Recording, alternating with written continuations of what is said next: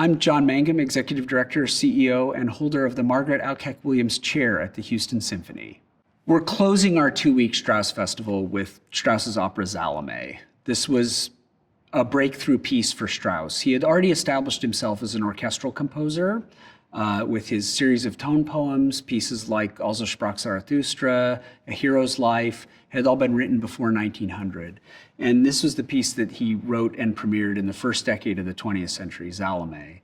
He picked a scandalous subject. It's a play by Oscar Wilde, and Strauss took a German translation of that and sort of filleted it down to what he thought were the essential points of the drama.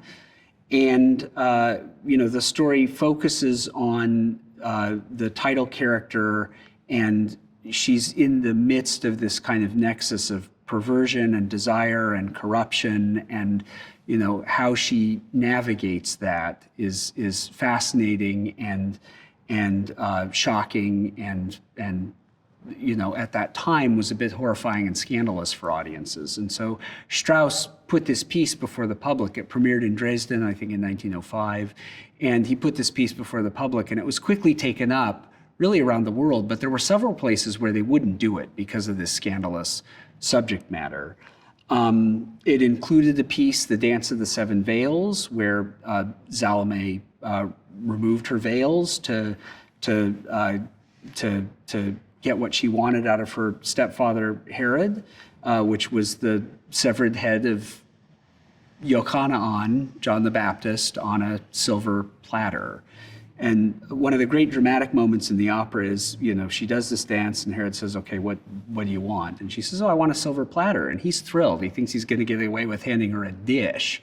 And then she says, with his head on it. And so that's the real kicker.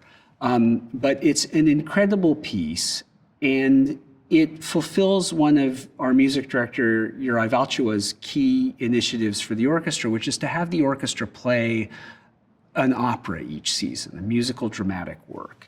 And not the kind of rum-ti-tum, Rossini, Bellini, Donizetti, or Liverdi, bel canto stuff that's not that interesting, frankly, for an orchestra, but much more these operas that are orchestrally conceived.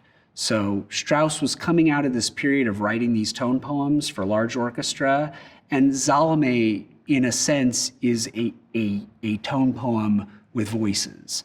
And so there's something really rich for the orchestra to sink its teeth into in this piece. And I think that's going to be very exciting for the musicians, for the audience. That's the other thing, is that the musicians are on stage with the singers, and you see the orchestra performing in a way you wouldn't necessarily in the opera house. So you're really making this connection between the orchestra, the voices, the drama. You're seeing all that come together. And of course, we're looking forward to building on the success, the artistic success of our Oedipus Rex that we did in the 22-23 season with another concert staging of Salome involving visual elements that further enrich the music and the drama. Our music director, Uri, he has a very full career as an opera conductor when he's not in Houston. And so in addition to all of the benefits for the orchestra and the excitement of doing the piece here in Houston, it also gives our audiences in Houston a chance to experience this very important facet of his artistry, which is his work as an opera conductor. And another thing that I'm really excited about with this Salome is that Jennifer Holloway, the title character in our production, is going on to do it with Uri in Dresden at the Semperoper, which is the house where it premiered. So he'll be doing it in Dresden later in the season with the same protagonist. And so Houston audiences get a chance to really taste the kind of work that he's doing over in Europe and the level of singers that he's working with. And I'm excited about being able to showcase that aspect of his work and artistry.